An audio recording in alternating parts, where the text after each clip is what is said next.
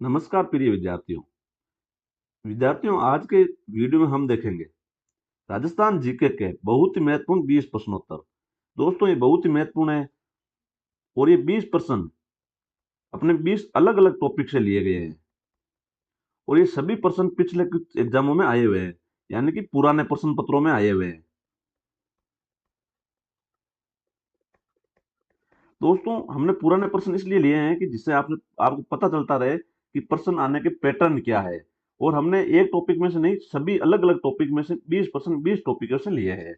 तो चलो वीडियो शुरू करते हैं, तथा वीडियो के अंत में ये जरूर बताना कि आपके 20 में से कितने सही हुए, तथा वीडियो के बीच में अगर आपको कोई क्वेश्चन पूछा जाता है तो उसका उत्तर भी कमेंट बॉक्स में जरूर लिखें, जिससे क्या है कि अपने मेरे को भी पता चलता रहे कि आप इस वीडियो पर कितना अटेंशन दे रहे हैं।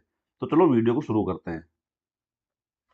पहला प्रश्न है, राजस्थान किस गोलार्ध में स्थित है? ऑप्शन ए उत्तरी पूर्वी में, ऑप्शन बी दक्षिणी पश्चिम में, ऑप्शन सी पूर्व में, और ऑप्शन डी वेस्टर्न में। तो दोस्तों इसका सही उत्तर होगा ऑप्शन ए उत्तरी पूर्वी में। दोस्तों जब हम वर्ल्ड का मैप देखते हैं तो एक बीच में से रेखा गुजरती है, उसे कहा जाता है भूमध्य रेखा। भूमध्य रेखा, इससे जो भी ऊपर भाग होता है उसे उत्तरी भाग कहा जाता है। क्या कहा जाता है? उत्तरी भाग। और इससे जो भी नीचे का भाग होता है उसे कहा जाता है दक्षिणी भाग।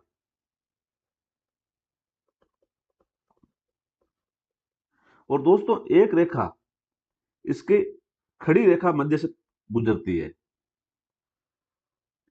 उसे कहा जाता है ग्रीनविच रेखा। ग्रीनविच रेखा, इससे राइट तरफ का भाग हमेशा कहलाता है पूर्वी भाग। पूर्वी भाग।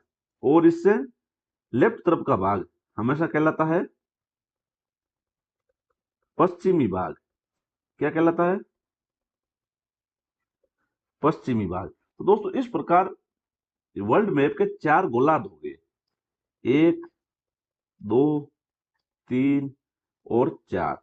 और जिसमें इनकी दिशा निर्धारित होती है उसी को उस गोलार्ध का नाम दिया जाता है। जैसे इसको कहा जाएगा उत्तरी पूर्वी, इसको कहा जाएगा दक्षिणी पूर्वी, इसको कहा जाएगा दक्षिणी पश्चिमी, और इसको कहा जाएगा उत्तरी पश्चिमी।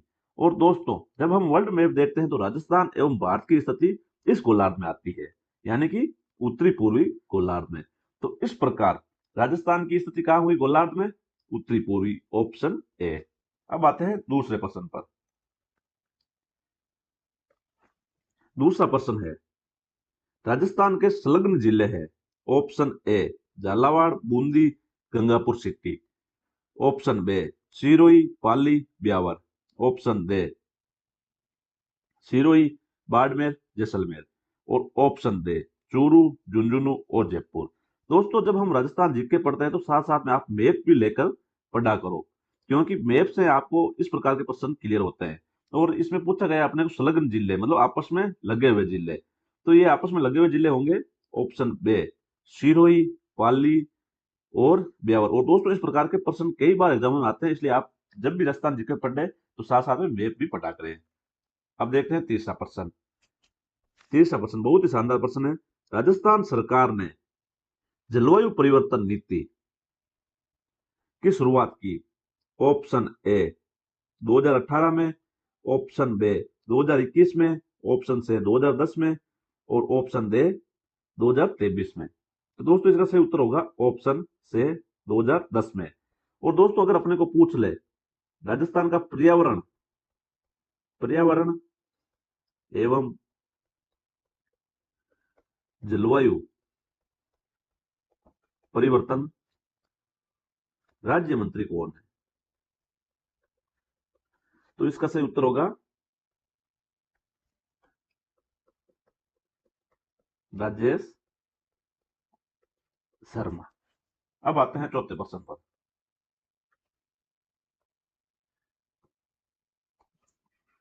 चौथा प्रश्न है, किस भू आकृतिक प्रदेश में नरसिंहपुर पहाड़ और हिंगलाज का मगरा स्थित है?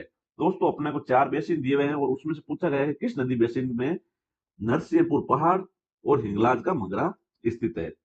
ऑप्शन इसके इस प्रकार है। ऑप्शन ए बनास नदी, option B Luni basin, option C Mahi basin और ऑप्शन डी चंबल बेसिन। तो दोस्तों इसका सही उत्तर है ऑप्शन बी लूणी नदी। और दोस्तों अपने को लूणी नदी का उद्गम पूछ ले, तो उद्गम कहां से होता है? नाग पहाड़ से।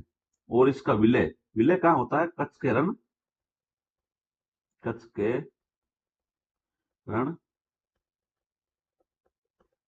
गुजरात में। अब देखते हैं पांचवा प्रश्न। पांचवा प्रश्न है, राजस्थान में त्योहारों की शुरुआत श्रावणी तीज से होती है और अंत होता है। अपने को पूछा है कि राजस्थान में त्योहारों की शुरुआत तो श्रावणी तीज से होती है और इसका अंत कौन से त्योहार से होता है? इसके ऑप्शन इस प्रकार है। ऑप्शन ए हरियाली तीज, ऑप्शन बी चतरा चौथ, ऑप्शन सी शीतलाष्टमी और ऑप्शन डी गणगौर। तो दोस्तों इसका सही उत्तर होगा ऑप्शन डी गणगौर। दोस्तों एक राजस्थानी में कहावत है, तीज त्योहारा बावड़ी ले डूबी गणगौर। दोस्तों कई बार एग्जाम में सीधा भी पूछा जाता है कि इस कहावत का क्या अर्थ होता है। तो इस कहावत का अर्थ होता है कि राजस्थान में तीज से तो त्योहारों की शुरुआत होती है और गणगौर से त्योहारों का अंत होता है। तो इस प्रकार इस प्रश्न का सही उत्तर क्या होगा? ऑप्शन दे गणगौर। अब आते हैं अगले प्रश्न पर।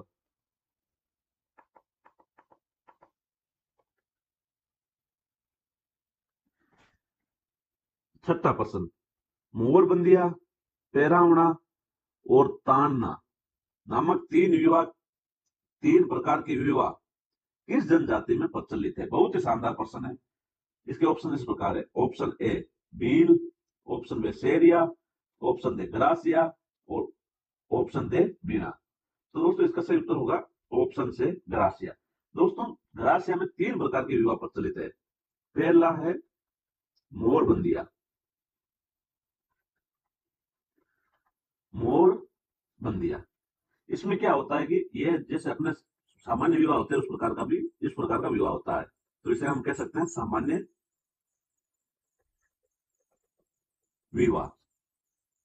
दूसरा होता है इसमें पैरावणा। पैरावणा में क्या होता है दोस्तों, ये सामान्य विवाह ना होकर नाम मात्र विवाह होता है। मतलब ज्यादा कोई खर्चा नहीं होता इस विवाह में,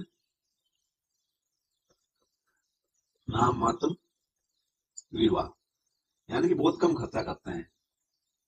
और तीसरा होता है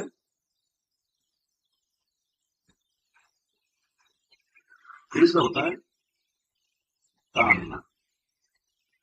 ताड़ना में क्या होता है कि वर पक्ष वधु का मूल्य देकर विवाह करते हैं। तो इसमें क्या होता है कि वधु का मूल्य दिया जाता है, यानी पैसे दिए जाते हैं। तो वर पक्ष वधु का मूल्य देकर विवाह। और ये तीनों विवाह किस जनजाति में प्रचलित है? ग्रासिया में। तो इसका सही उत्तर होगा ऑप्शन से ग्रासिया। अब देखते हैं सातवां प्रश्न। सातवां प्रश्न, सास बहू के मंदिर कहाँ स्थित है? ऑप्शन ए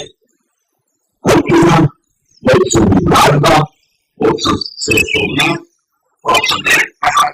ऑप्शन बी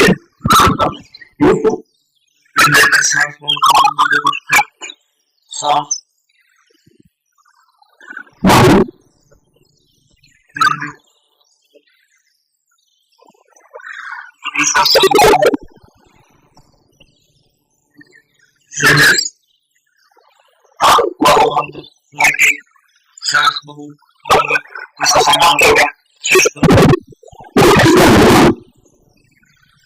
पूछ सास तो इसका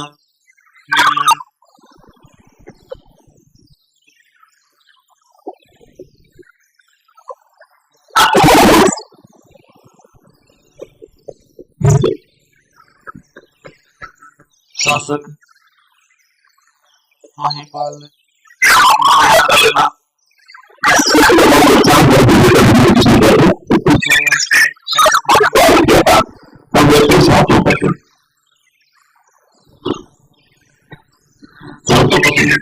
राजस्थान का